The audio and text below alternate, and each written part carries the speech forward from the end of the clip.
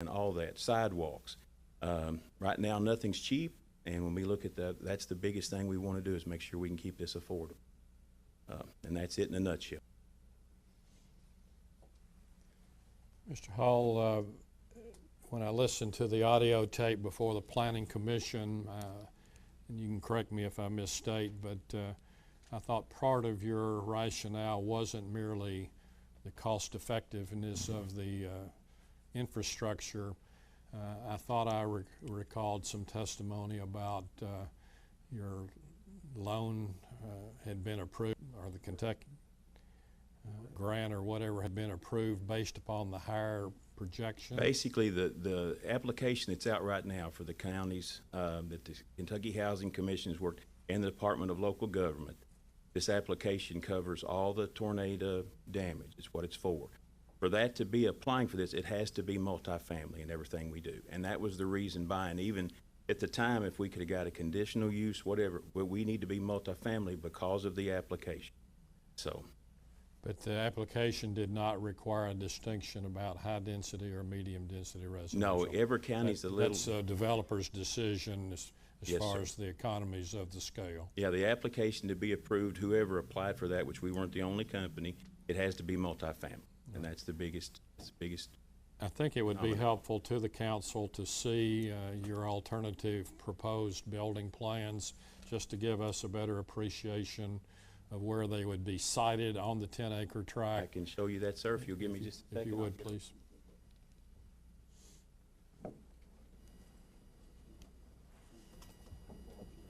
This is not perfect, I'll let you see this. I guess I can steal this chair. I'll let you do that.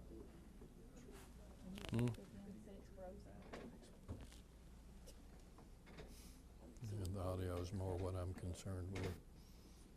So the apartments we would be building is reflected. This is a facility we built in Owensboro. Here, he's gonna have to use a mic. He's gonna talk to, I need him to use a mic. The pictures you will see here of the two-story apartments would be the ones we would be building if we did the new zoning. And then what I will show you here.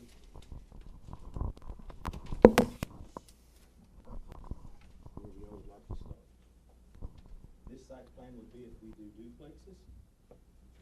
This site plan would be if we do the apartments we talked about. If you look, it's the same area. Mr. Hall, I'm going to have to get you close to a microphone, or we're not getting it on the record.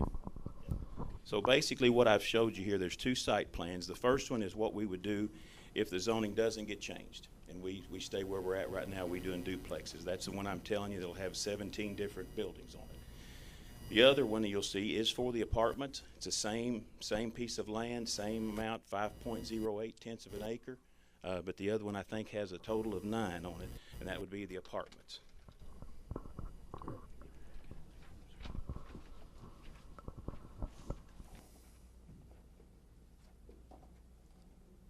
Give us just an opportunity to pass that around and Sure. see what questions the council may have, sir. While that's happening, I have one question to clarify. Is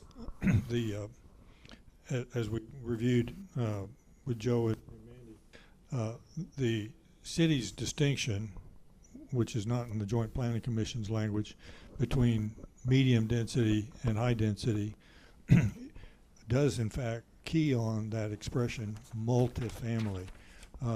Medium density does not allow by right multifamily, where density allows by right multifamily, and that keys into your intent and the grant funding available for the project as well. Yes, sir. That multifamily, that is not possible except perhaps pursuing a secondary approval process for a Board of Adjustment conditional use. But understandably, you would want to have a use by right. Yes, sir.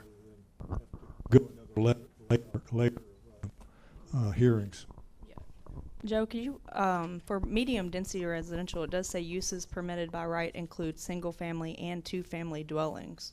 So the duplexes But not multifamily. would 2-family not be multifamily?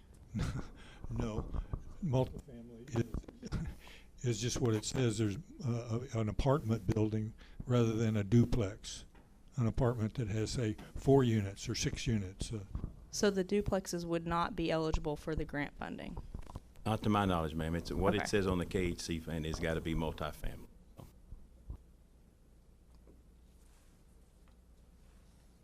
Any other questions of Mr. Hall from the city council members? I do. Looking at the two designs, I didn't see, was there a clarification on where it looks like the development is going to be on one side of the property and not the other? Is that the north side, the south side? it would be the north side, sir. If you look at the map behind you, the inlet comes in between those houses. You would come in and turn to your right, which I'm assuming by that map would be the north. So it would go to the north boundary. It would be away from the church. It would be on the north side. And also it says there's another 5.08 acres that is empty. Is there current plans for development Not at this there? time, sir. Right now, no, sir. And, okay, so, okay, thank you.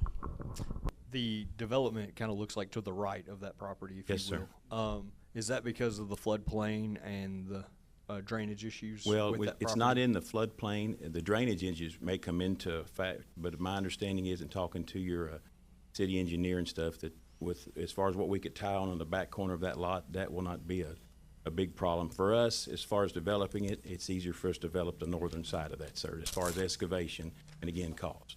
So, On your application, it says a written justification to why existing zoning classification of the property in question is inappropriate or improper. I see that's blank. Do you have an explanation on that?